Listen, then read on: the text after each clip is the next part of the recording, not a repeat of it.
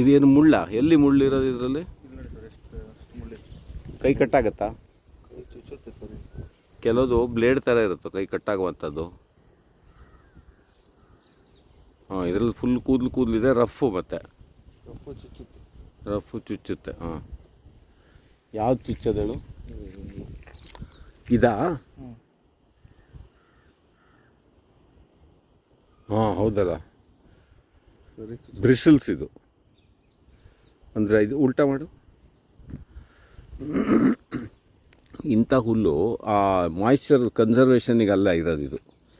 ಇದು ಯಾವುದು ತಿನ್ನೋದು ಬೇಡ ಅಂತ ಪ್ರೊಟೆಕ್ಟಿವ್ ಆಗಿ ಬೆಳ್ಕೊಳ್ಳೋದು ಇದು.